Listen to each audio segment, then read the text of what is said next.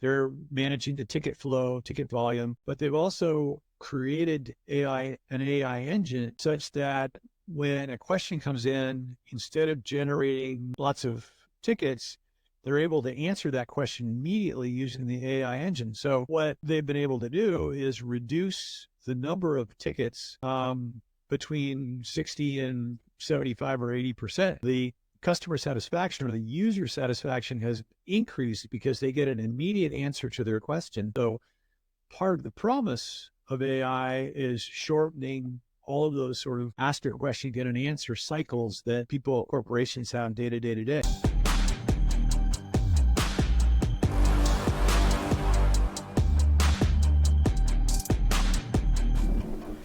Welcome to the New World Podcast, where we delve into the ever-changing and accelerating pace of global change and its impact on our lives. I'm your host, Paul Flores, broadcasting live from the New World Studio. Today, we're diving into the world of AI and automation. As an enthusiast and expert in lead generation, I will guide you through understanding and leveraging these technologies for your business and for your personal use. And don't forget, AI and automation might be unstoppable forces, but that doesn't mean you are powerless. Tune in to learn how to make them work for you and not the other way around. But first, let's meet our guest. Welcome to the New World Podcast, where we navigate the changing world around us. I'm your host, Paul Flores, specializing in lead generation and AI automation, here to help you understand how our world is changing and what it means for you. In this episode, we have Steve Kazan, a visionary leader and innovator in the business world. As the CEO and founder of Inner Onion LLC and the partnership leader at Atomicwork, Steve brings a wealth of expertise in SaaS, sales, and marketing. Join us as we delve into how emerging technologies and AI are shaping business strategies, partnerships, and service quality. Steve, it's a pleasure to have you on the show. John Paul, the pleasure's all mine. Thank you for the invitation. I look forward By the to way, chatting today. before we begin in the in-depth questions, because I do have some, do you mind giving us a quick intro on who Steve is? What's your expertise, your experiences, and what keeps you busy these days? Wow. Yeah, let me give you just the nickel summary. I started out in finance. I went from finance to operations. From operations, I went to sales and partnerships and sales operations for a little stint in there. I've always worked for business to business technology companies located in San Mateo and Silicon Valley. And so the technology's changed, the trends changed, but the common thread through all of that was building partnerships and increasing sales through partnerships. And today I've got my fingers in a couple different pots. We started a company called Inner Onion. We do consulting for both international and domestic emerging technology companies, helping them come to market. And also I sit on the board of directors of a managed service provider organization. We have about 1,100 members, and that's called the National Society of IT Service Providers, or the NSITSP. And I'm also dabbling in AI. So we are providing some AI services for our clients, but also looking to potentially start a new company based on providing investment services using AI, GPT, generative AI tools to make the investment process run smoother and simpler. So anyway, and then, like to run, like to hike in California. We got plenty of that going on. So looking forward to digging into the Fantastic. questions. And you said you were from finance operations to sales. Do you mind letting us know which part you enjoy the most? Well, I like the sales part the most, I would say, and I like the partnership development part the most. And part of that is because you just get to meet and talk to and listen to so many interesting people.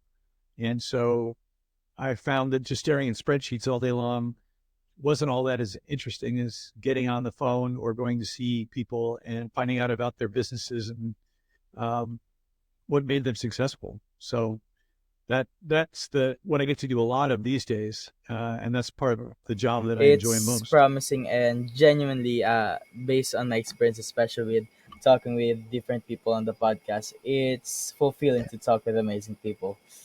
Just different. Yeah, so I guess like you, I like to ask questions. Maybe I should be a podcast host and I can interview you at some point. But I think if you ask the right question, people have great lessons to learn and great things to share. Yeah. So I've always found that to be a valuable Most of the practice. things we want in life, we just need to ask the correct questions. That's And right. since you said most of your work now is in Inner Onion, can you elaborate on how you specifically assist these technology companies in their early and their sales growth? Yeah. So a lot of the early stage companies today need to figure out their strategies, particularly when it comes to partnerships, but also they want sales and marketing assistance and guidance and advice. So we offer some general guidance on getting their companies rolling and bringing them to market.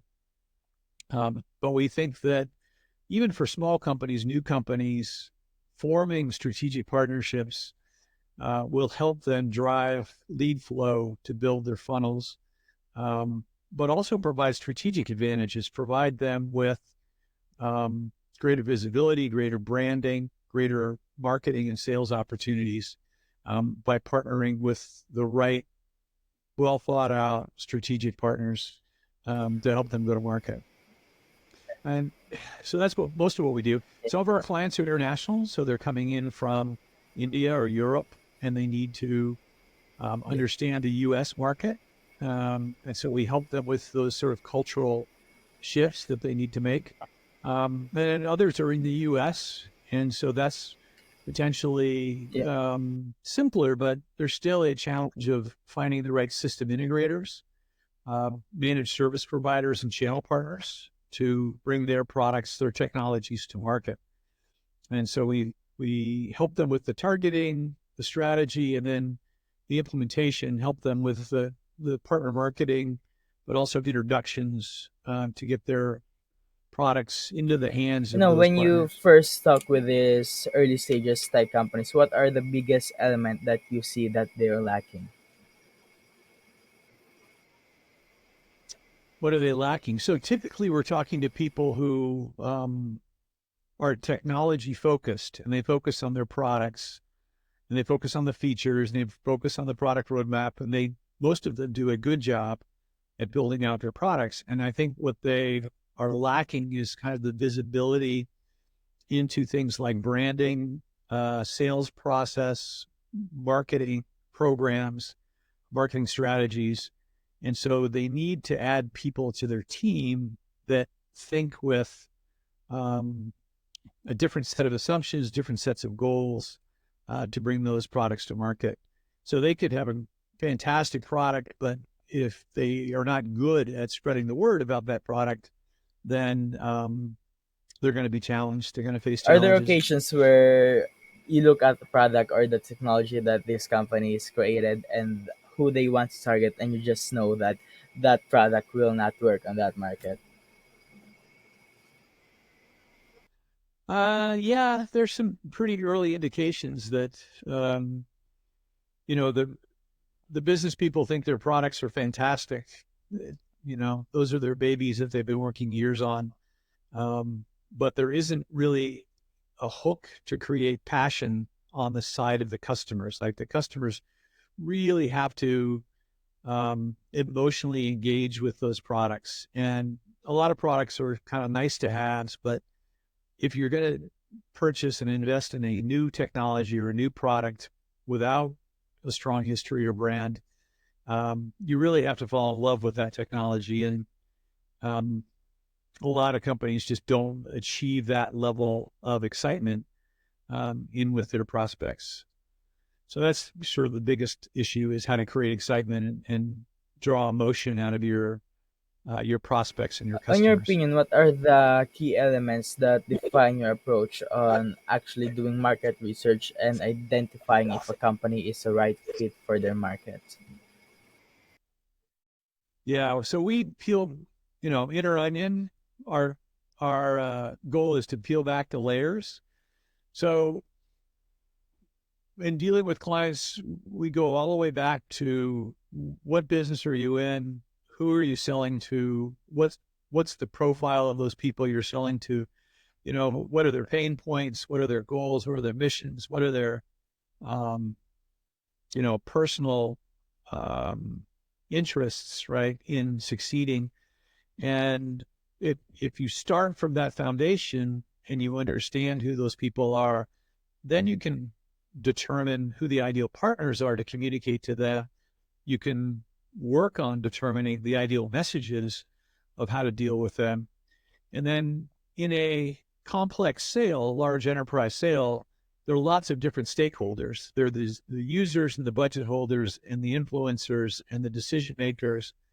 And there are also people that can torpedo a deal. So we'll make sure that the business people have understood who the entire purchasing group is and how to deal with all of the people within that group, and do that proactively, not just sort of wait around, but reach out to those people early in the sales process.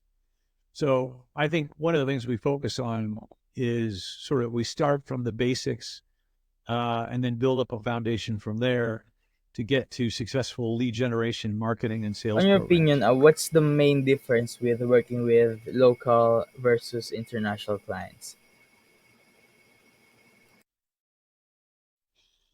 Um, well, so we've worked with clients that were very successful in their local markets. So they sold to banks and credit unions and manufacturing companies in their local markets. And what they thought was they could just take that sort of process and success and just export it to the United States. And I think what they don't realize is the buying behavior in the US is different. The scale is different. So, they're successful in India or Prague. And when they come to the US, it's just an enormously different market.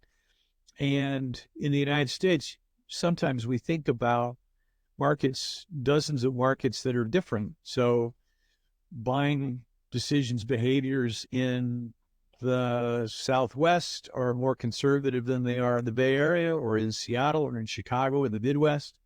So you take a little bit of understanding of the differences in culture in different parts of the United States and try to build that into your sales pitches and your messaging.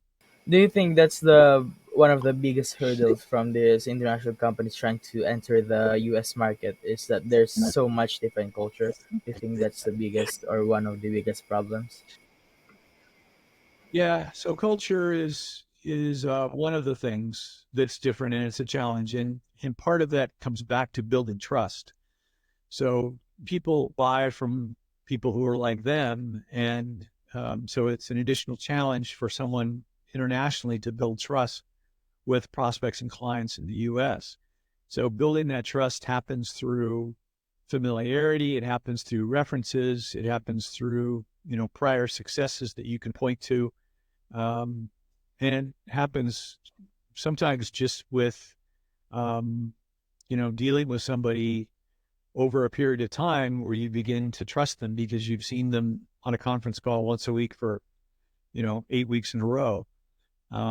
But establishing that person to person relationship sometimes is really valuable and really helps. And so part of what we try to do with clients is get them to really form those relationships and don't just think of the sales call as a get in, do a demo and get out.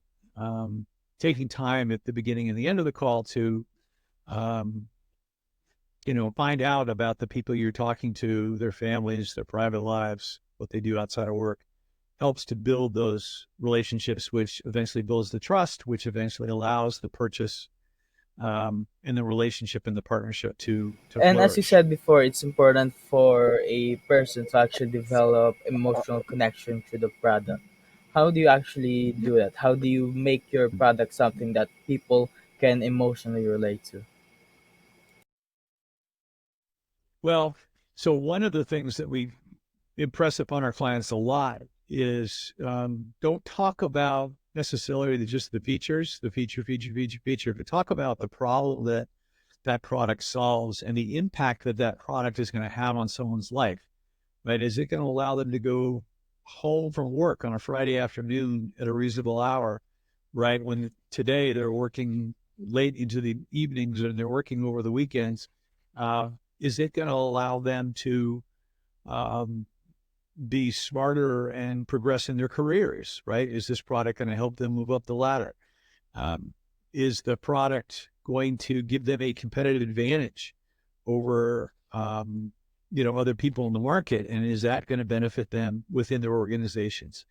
So, looking at the business problem, and not just sort of the technology problem and the feature problem. And this is really, as we segue into the topic of AI, one of the key things about AI is don't necessarily think about the features and the benefits and the prompts and the speed, but what is the business problem that you're trying to solve? And then look at AI as a tool that can be used to solve that. And there are different flavors and different methods and processes and LLMs.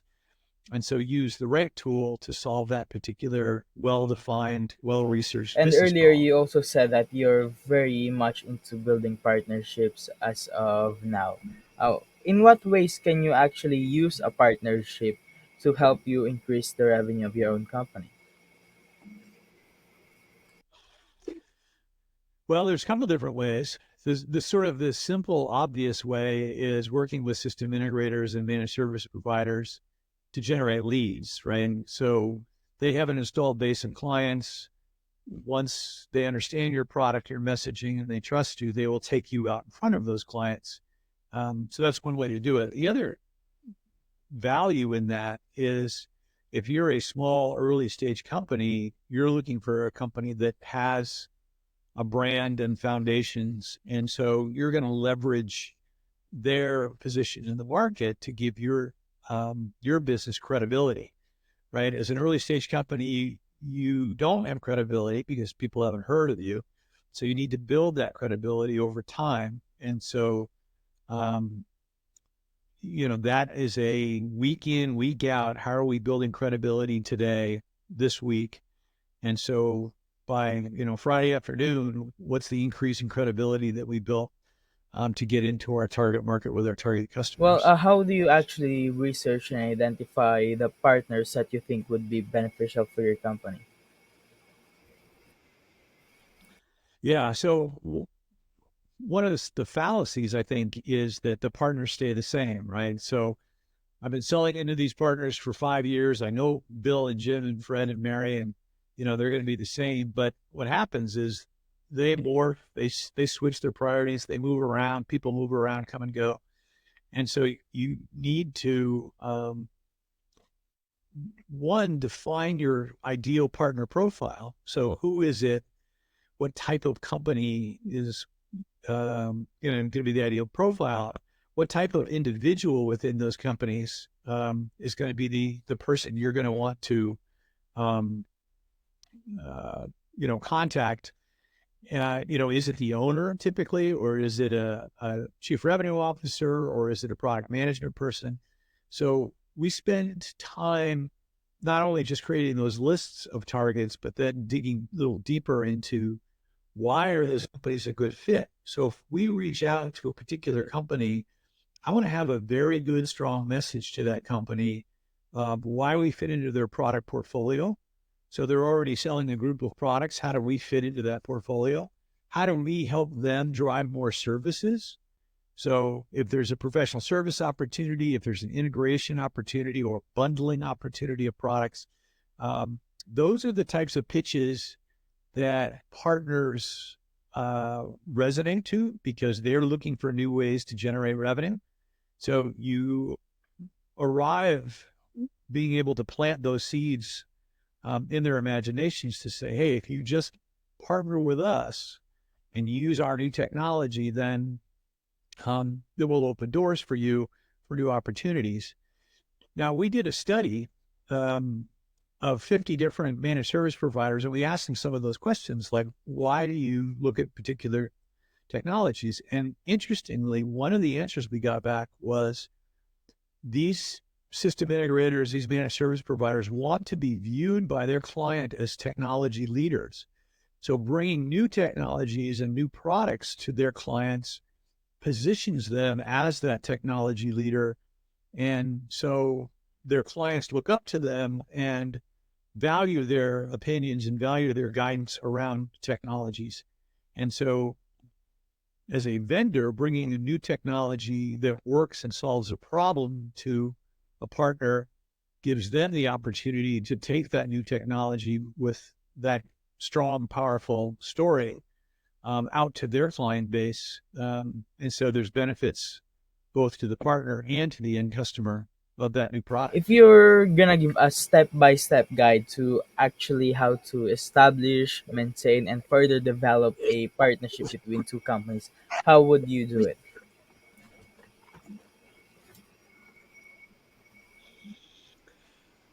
I do my research first. So I would dig into, those target companies. I would figure out what their marketing messages are, who their customers are, and figure out the individuals. I mean, these days on LinkedIn, you can get very granular on who the individuals are, what makes them tick. And then, so when you reach out to them, you're reaching out to them with a message that is very focused and customized for them. Um, I would also use the tools available. So if there's a GPT that I can generate, that gives me a starting point. That saves me time in developing those go-to-market plans. And then I take that and I improve upon them um, to customize those plans and to make them even more targeted, focused, and effective, right? Huh. Most of the information, as you said, on LinkedIn are genuinely surface level. And as if you want to actually partner with someone, do you think that it takes a lot of time to actually do the proper research, or is it better to just reach out to tons and tons of people and just try and get somebody? So it doesn't take long to do that research. Um, I mean, to collect a group of targeted partners on a sales navigator, as one example, it's just a matter of putting in what market are you going after, what role are you going after, titles, size of the company you're going after, and it's going to collect up for you a group of possible partners. From there, it's just a matter of picking a sample of those and digging into who the key players are within those partners. And all of this can be these days automated in such a way that it will hand you an individual and say, this person we deem as a great potential partner for you. If you want to go further with that automation, it will reach out automatically to those people. It will give them a customized message automatically based on their background and their position. Um, what you don't want to do is you don't want to spray and pray. You don't want to send out thousands of emails or thousands of invitations, because they're going to see your product and your brand. They're going to get turned off by it. They may physically block you, and in which case you'll never be able to go back to those prospects and sell them again. If you turn them off and you create a negative brand, then you're kind of in the same boat. Your target addressable market, or your total addressable market, gets smaller and smaller and smaller because you've alienated your potential clients. So you want to make sure that you're adding value and you're providing a message of interest that's well targeted at every sort of step in the process, whether you're just sending them a newsletter, whether you're sending them an email. You want to make sure that, you're actually offering something of value to them. And maybe that value is a relationship. Maybe that value is a news article. Maybe that value is, some sort of an offer. But to just slam people is a lesson I learned a long, long time ago, that you will eliminate your potential customers if you don't treat them right. Can you give us a quick example of maybe in what types of way did you actually use to develop these strategies? As you said, maybe send them a newsletter. Do you have other examples of that? Sure. How to create a positive strategy. One of the things, as an example, we did was we looked at our competitors in the marketplace and we said, okay, so what sort of partner programs do those competitors have? Where are their strengths? Where are their weaknesses? And we Yeah, figured out where their weaknesses were. And then we were able to go to the ideal set of partners yeah, that they had and basically said, we don't have that weakness. We have, strength in that area. And what we're able to do is recruit the very best of the best yeah, partners in that particular market. And what we did is we locked out that competitor. So every time that competitor tried to recruit a new partner, we were already there. We'd already signed them up. So they kept getting yeah, a no, a no, a no, a no. And they couldn't go to market because we had the entire pipeline of the top, I think it was 75 yeah. partners all locked up. And so years later, I heard back through the grapevine that that really frustrated them and it really limited their business. So being able to do that, capture that distribution channel is a Yeah. strategic advantage that actually helped that company I worked for go public. And we put that in the offering document for the IPO. That's amazing. I love that. Can you share some examples of successful partnerships that you were able to help your clients at Inner Onion LLC actually develop for their companies?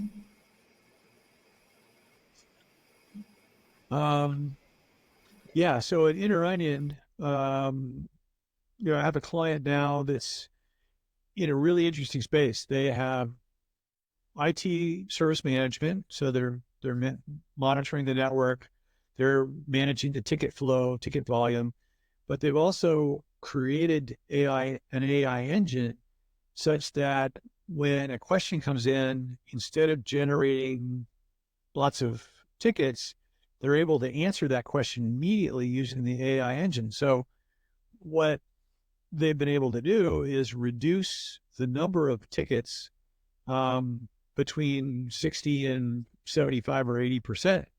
And so the volume of work has dramatically shrunk. The customer satisfaction or the user satisfaction has increased because they get an immediate answer to their question. And so they don't have to wait around. They don't have to create a ticket, wait a day for somebody at IT to get back to them, and sort of be in that cycle. So part of the promise of AI is shortening all of those sort of ask a question, get an answer cycles that corporations have day to day to day. And in terms of creating a partner strategy, we we went back, we looked at the ideal partner profile, we came up with training plans for both the salespeople and the technical people, and part of that training plan was to be able to go to those new partners and say, we are serious, we are credible, and here's the training that we expect you to step up to in order to be one of our partners. And I think that sort of professional positioning helped establish credibility of a new young company with partners that had been around for, say, 20 years. And they knew that we were focused and serious about making the relationship successful. So not just about us as vendors successful, but making them successful by helping them sell, by helping them create services revenue and making their customers successful so that their customer satisfaction for their customers was better and increased. As the founder of Inner Onion, what was your first vision when you actually founded it? Well, so Yeah. we rolled out go to market. And so the way we started the Yeah. company was actually we had a client in the UK that wanted to come to the US. And so we created these various processes to generate leads. We created a tech stack of products that work together. And so once we had some success with that client, bringing them to the US and building partnerships with them, um, we then said, well, we can do this for other people. So then we started poking around and doing a little advertising on LinkedIn. And so other prospects popped up and said, yes, we want you to do that same thing for us. Can you help us? And one of the things that we did was we figured out who the influencers were in that particular market and then created relationships with those influencers and then introduced our client to those influencers who then were able to go out and provide recommendations for our client, but also provide our client information on what was going on in the business, in the marketplace. And so that was beneficial kind of in both directions, sending information back and forth. How do you actually create a process for these companies that not only benefit their day to day, but also their long term vision for their company? Because most of the time, different partners they bring different cultures to what you're currently doing.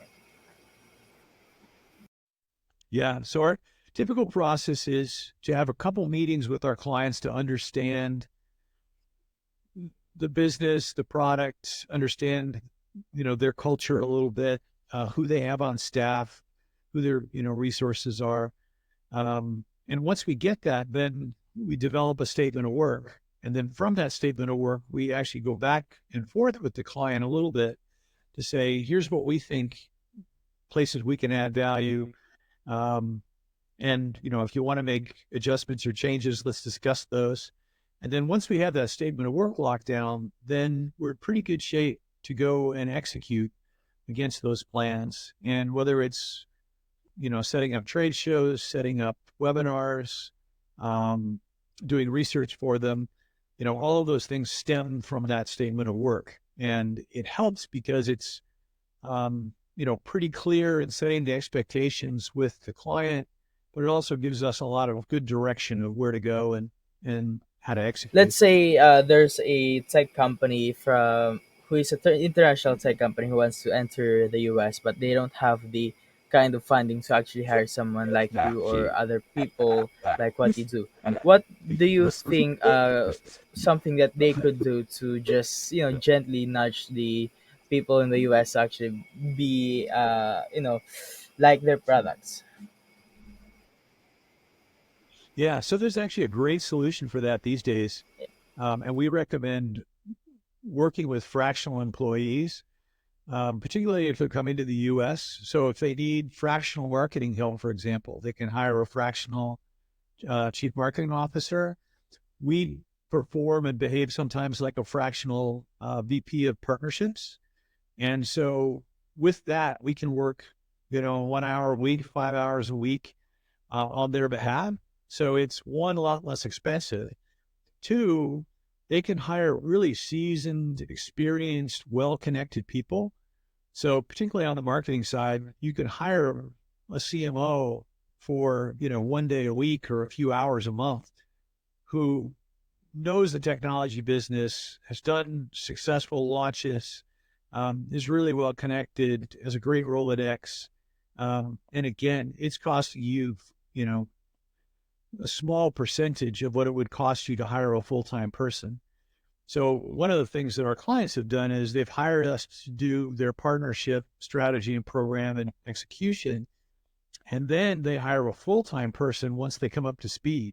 So once they grow their business and they raise money in a financing round, then they'll start to pick off, full-time people to hire to be in the United States to represent them in U.S. markets and U.S. events. That's amazing. And I think that hiring fractional CMOs or fractional VPs is, a great strategy in terms of, especially for a company, small company, because even if you have the funding to actually hire them full time, they don't have a lot of things to do. Yeah. So I would say you still have the challenge of managing those fractional people. So you want to Yeah, communicate with them frequently, uh, using text and Slack yeah, to communicate day in, day out, but making sure at least on a weekly basis that you understand what things that they're yeah, working on, what their priorities are. So one of the things that we do is come up with a weekly update, just a simple slide deck that says, here's what we did last yeah, week. Here's what we're doing this week. Here are yeah, our longer term, direction and vision. And then I push that out to our yeah, client and they take a look at it and they say, yeah. yes, check, check, check, check, check. These are all in line with the things I want to do. And, if we have a call and if they want to, adjust something and move it in a different direction or, create a whole, new project to work on, um, that happens too. Looking ahead, what do you see as the biggest challenges for the clients that you're trying to help when they're trying to enter the US market? The biggest challenges for them, Looking ahead for the future because the technology is changing so fast. in the future. So it's always a challenge around technology because technologies, as you said, changes all the time. AI being built into lots of different technology products, and tools. So one of the challenges is just kind of staying abreast and staying knowledgeable of what's going on in your particular market. So you could be in cybersecurity, or you could be in marketing tech, or you could be wherever. Um, Staying up, right? Staying current on what's happening takes work and research and talking to people and building your network. Um, so, it might sound like kind of a minor thing. Yeah, I can stay educated and stay tuned, but um, we definitely recommend to people, invest some of your week in staying plugged into what's happening. Spend some time on LinkedIn just researching who's doing what, or wherever your sort of business leaders, thought leaders hang out, whether it's Reddit or one of the Slack channels. Um, Create those relationships in those areas so that you're plugged into whoever it is that's driving the market and influencing direction. So that's a challenge going forward, is because, as you said, things change quickly. I mean, other than that,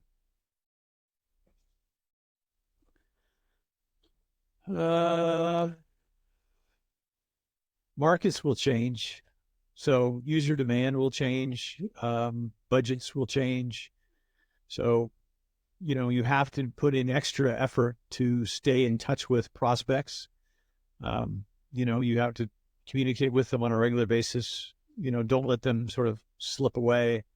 As they say, time kills all deals. So just because you're separated by, an ocean, doesn't mean you shouldn't be, regularly pinging them once a week or every couple of days and being responsive. So for a small company, one of your great strategic advantages is the ability to be agile and the ability to be responsive. So if a big, slow, lumbering company takes a week to respond to something and you're going to respond next day or same day, that's a huge advantage. And as a small company, an emerging company, you should work the heck out of that one, and make sure that the clients, appreciate that, because that is one way you will win a deal away from a big company with a bigger brand, is you're doing a much better job servicing their In needs. your opinion, are there any specific technological advancements or market changes that is happening in the US right now that could impact how you actually help your clients do partnerships? Well, So yeah, it seems like every few weeks there's a new version of an AI tool, a large yeah. language model that comes out. A week ago it was Strawberry. 2 weeks before that, it was Claude, had a new release or two. So that is going to impact how we deal with clients. It's going to impact how clients deal with their customers.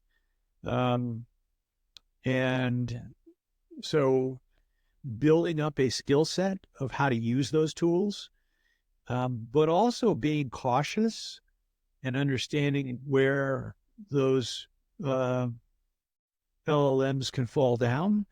I mean, we've been successful in some of the projects we've done, and we did one research project that we just got all sorts of phony information, but doing that showed us just very clearly where the potential was to get erroneous information out of the systems. And so now I think we're much smarter about not making those mistakes. And I think we then can bring that knowledge to our clients to prepare them and to warn them, hey, if you enter in a request for a statistic or a quote, you better double check that because the systems can very easily generate those statistics. And then you go in a public situation, you start quoting those statistics that are all wrong. And if someone catches you at it, there's going to be a big price to pay. There's a huge turnoff, I think, right now for people that are getting caught using AI to reach out to their potential clients. Yeah. Yeah, there are. I Yeah, mean, so the other issues around, technology is yeah, changing. Manufacturing, um, has changed a lot in the past yeah, decades, right? The automation and technology has changed a lot. Adding AI tools to that manufacturing environment is going to make the yeah, performance, even better. And, that can be, yeah. on the shop floor, it can be, logistics of shipping, it can be buyer behavior, demand behavior. All of those things can get a lot more precise using AI tools that are coming to the Personally, market. on Onion, are you using different AI tools already, and what are those?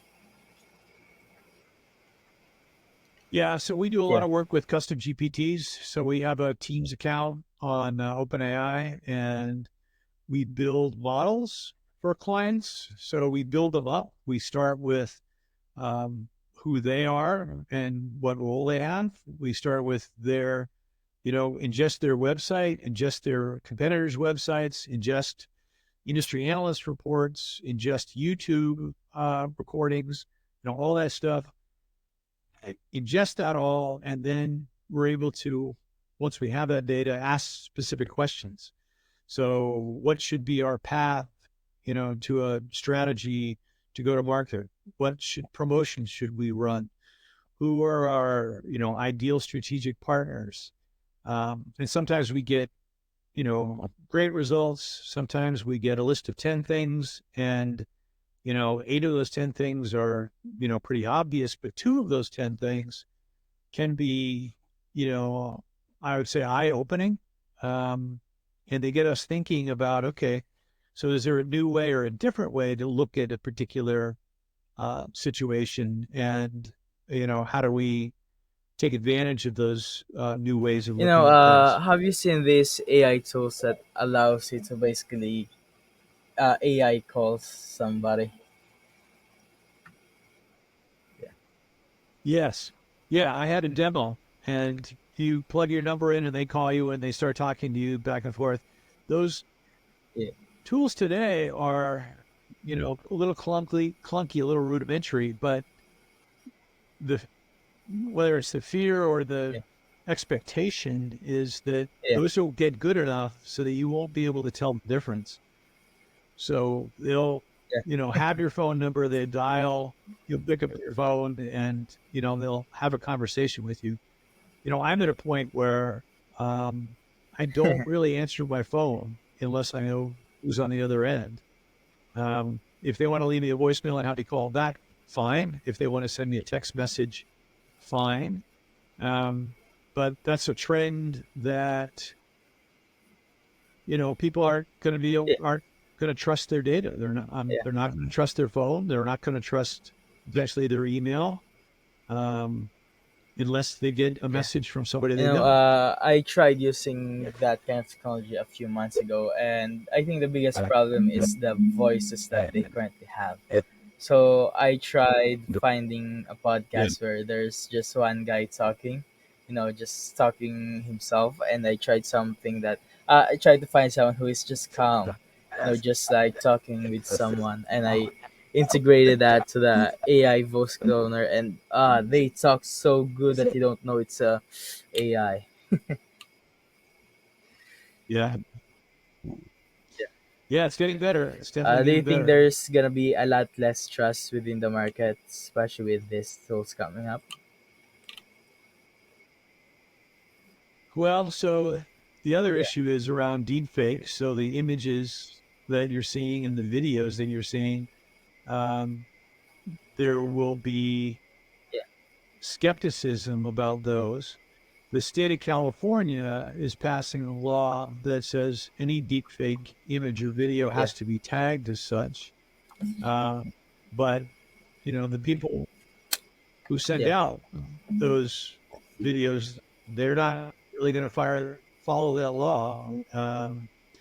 And maybe the challenge is going to be to enforce the law or to find the source, and people will be more yeah, hesitant about forwarding that information if they're not absolutely yeah, positive, one, that it's real, and yeah. two, where it came I from. think even Facebook now they have this AI info tag at the bottom of their videos, especially if there's any AI there.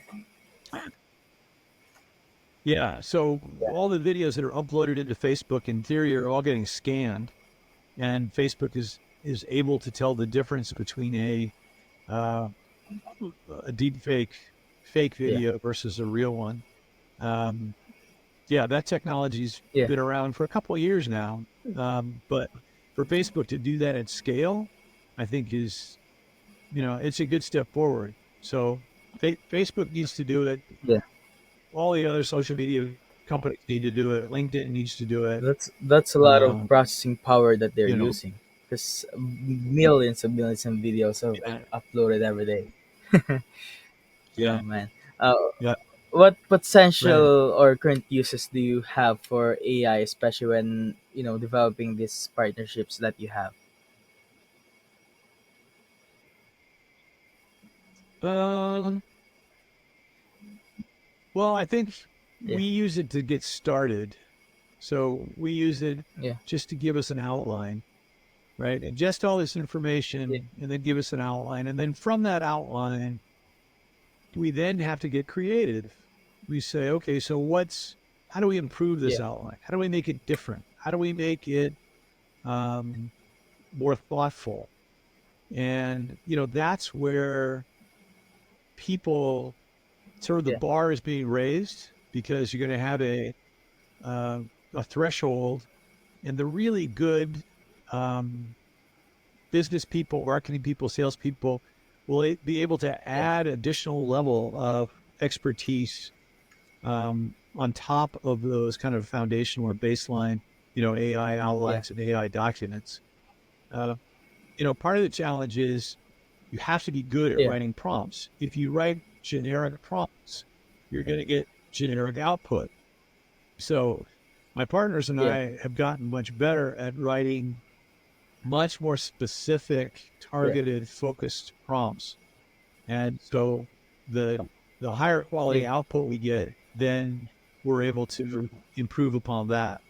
If we get generic, yeah, outlines, then takes much more time and much more work to actually bring that up to a level that yeah. our clients expect. One way that I used AI, especially for what I'm doing, is I used it to create these custom documents for my leads. So basically, when a lead comes in, I just add all their info to this prompt, and they just create this to a Google form, and they just create these Google Docs that are outlining specifically what we can do for them and what things would benefit them on Uh-huh. a more specific level, and that increased our conversion rate a lot.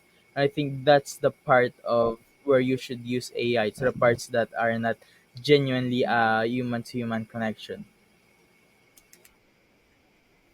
So are you finding that Yeah, you have a lead and that the rest of the market is going to catch up with you eventually? So you keep working to get better and better so you absolutely. can stay ahead of I it. think a lot of people or companies are Yeah. gonna get weed out with this new AI revolution that are coming out, because they won't be able to compete to the people who actually know how to use AI. Because even if they can hire someone who is good at doing this particular thing, if that person can just do it 100-fold because of how cheap AI is, then that person wins.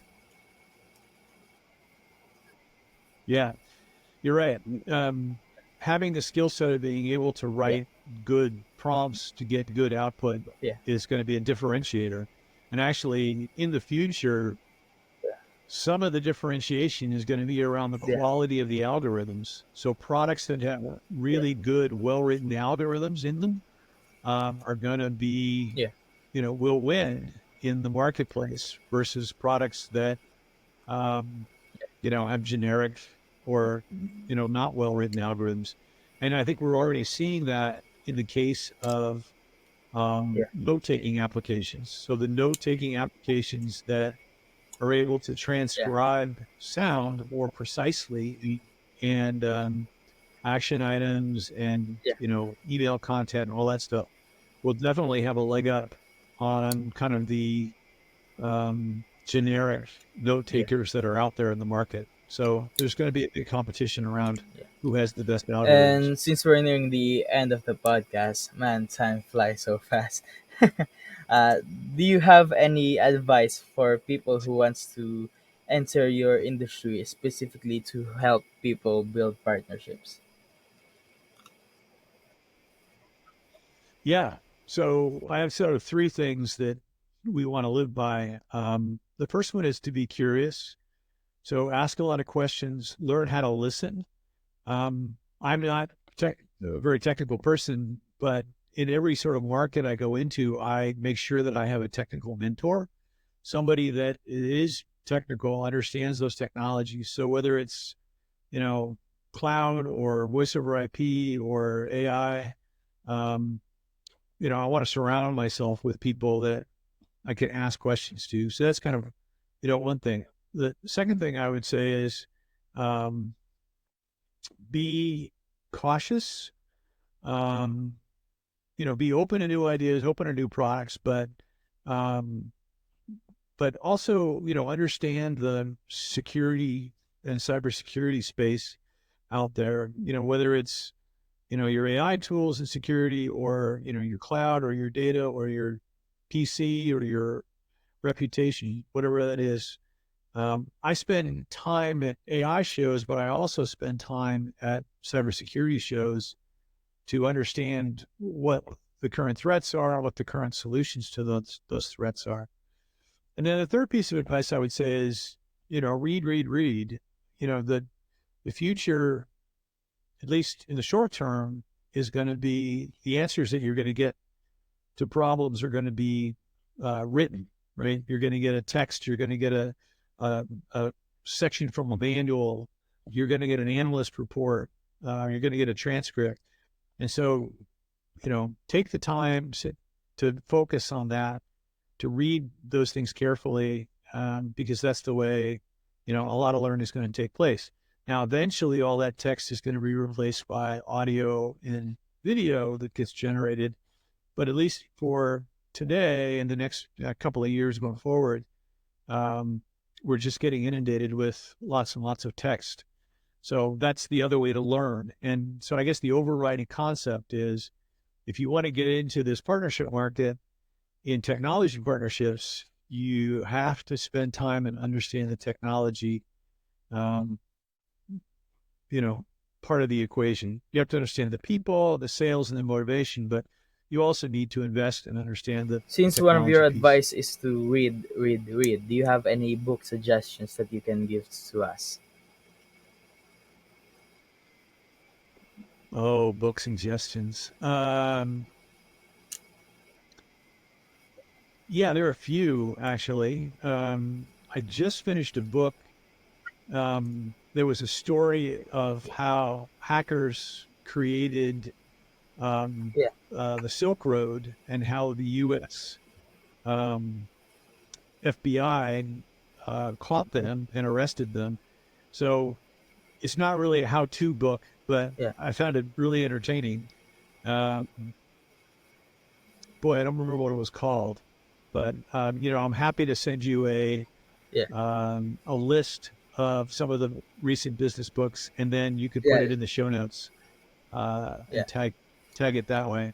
Um, you know, yeah, I use our library, so we have a great system yeah, where I can plug in a keyword and it'll give me a list of books, and then I can just tag the books I want, and then they're delivered to my local library, and I can just go and pick up those books. So I have this constant flow of yeah. great material on just a whole variety of topics, whatever it happens to be, whether it's cybersecurity, cybercrime, um, Yeah. biography of business folks.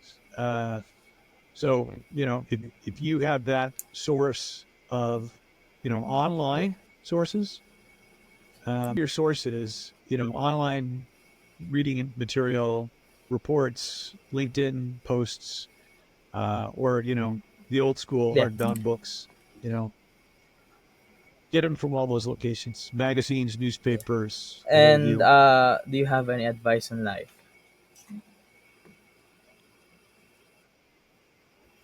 Do For I have any life, how advice? to live life? Yeah. Oh, for life. Uh, for life. I think, if I look Yeah. back on my early career and I look back now, I think I do a Yeah. better job at being patient um, Yeah. with people I work with, people on my team. I think I do a better job at building those teams and working within those teams. Um, and those are sort of lessons learned over through the years. I think now I'm again a better listener, so I try to sit back when I'm in meetings and other people are doing the talking. Um, and then when it comes time to express an opinion or create an action item or a direction, at the end of those comments, I'll say, okay, here's what we're going to do. Let's go do it. Check, check, check. Get it down in writing, and then we move forward from there. So, those are sort of business pieces of advice. There's lots of great companies out there that are growing. Find a great company with great people. Surround yourself with great people, smart people, and build your career, around those smart people. Um, those friends will be with you for years, and they'll be assets for you, and hopefully you will be assets and be helpful to And them. that's amazing. And there's this big debate on work-life balance for the past few years now. What's your take on it?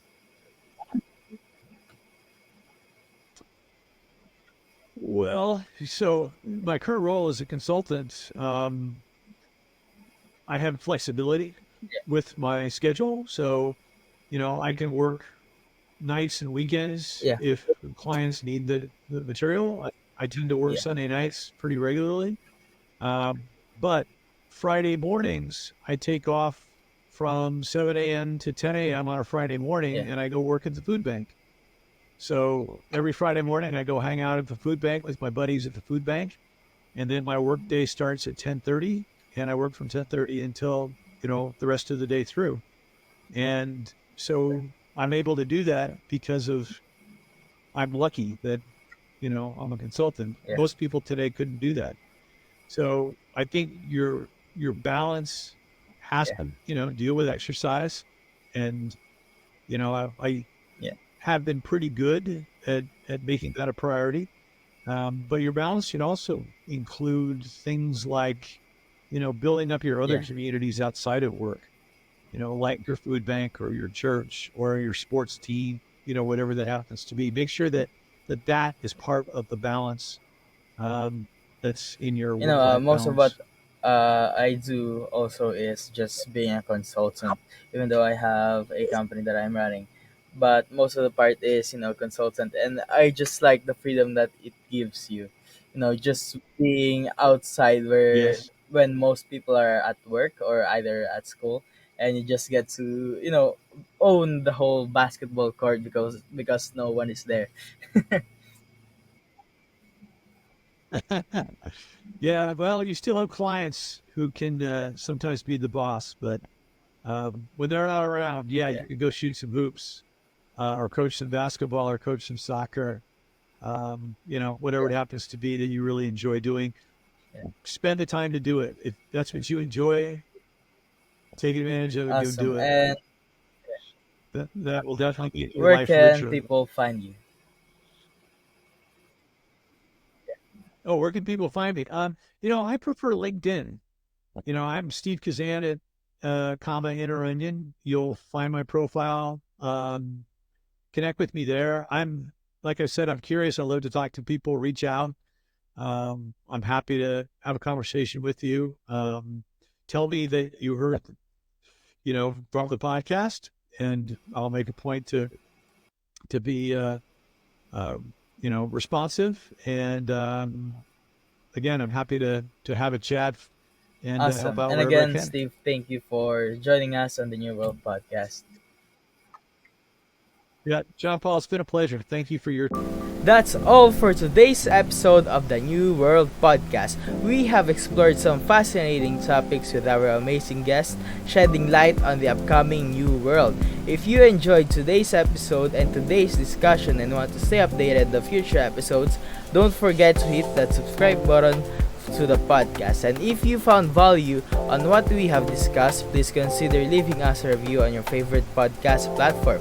Remember, if you have any questions or topics you'd like us to cover, or if you are interested in being a guest in the future, please feel free to reach out to me via LinkedIn or email me at john.paul@aicinix.com and add New World Podcast all capital in the subject line so I can see it. I always love hearing from our listeners. And don't forget to check out our amazing guests. You can find more information about them via the contact details we provided earlier.